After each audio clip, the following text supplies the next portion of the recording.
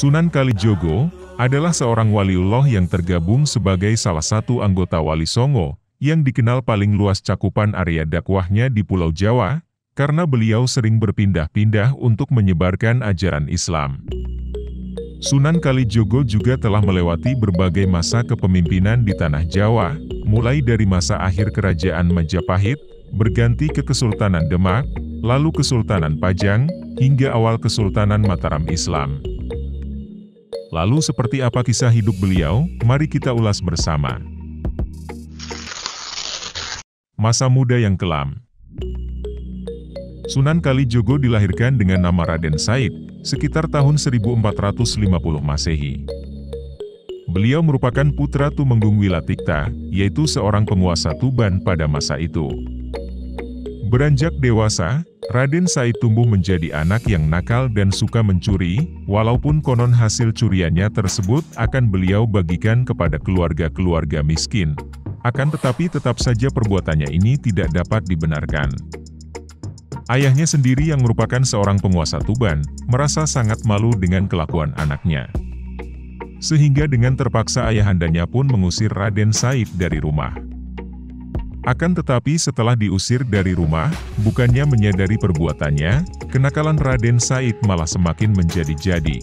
Terbukti setelah itu, Raden Said tidak hanya menjadi pencuri, tapi malah meningkat menjadi seorang perampok. Mendapatkan hidayah. Pada suatu hari, Raden Said melihat ada orang tua dengan pakaian bersih melintas di hutan Jatiwangi. Jika dilihat dari pakaiannya, sudah jelas bahwa orang tua ini bukanlah orang miskin. Maka Raden Said pun dengan sigap langsung mencegat orang tua tersebut dengan niatan untuk merampas hartanya. Sudah jelas bahwa orang tua tersebut seharusnya kalah kekuatan dengan Raden Said yang masih muda dan energik, maka seharusnya orang tua ini bakal dengan mudah menyerahkan harta bendanya kepada Raden Said. Akan tetapi di luar dugaan, ternyata orang tua ini tidak mudah untuk ditaklukkan. Dia menolak untuk menyerahkan harta bendanya kepada sang perampok yang tak lain adalah Raden Said.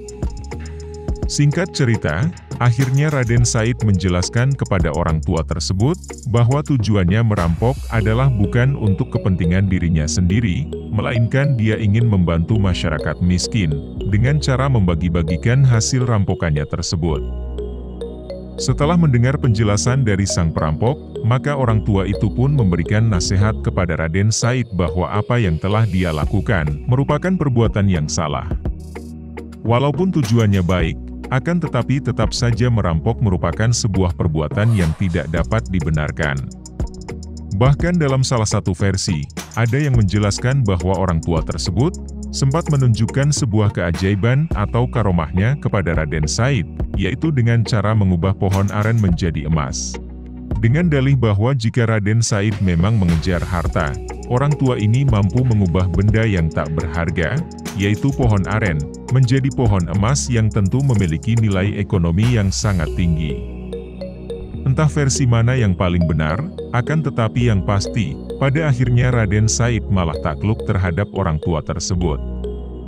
Dia pun akhirnya menyadari bahwa apa yang dilakukannya selama ini adalah sebuah kesalahan.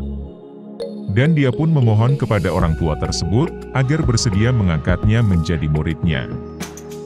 Belakangan diketahui bahwa orang tua yang dirampok oleh Raden Said adalah Sunan Bonang.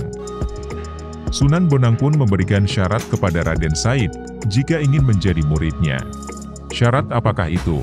Dan apakah Raden Said pada akhirnya diterima oleh Sunan Bonang untuk menjadi muridnya? Semuanya akan kita bahas di video Sunan Kalijogo Jilid 2. Maka jangan lupa tonton juga video Sunan Kalijogo Jilid 2. Dan kalau kalian suka video ini, jangan lupa like, share, dan subscribe, agar kalian tidak ketinggalan dengan video-video kami berikutnya. Sampai ketemu lagi di video Ikin Production selanjutnya.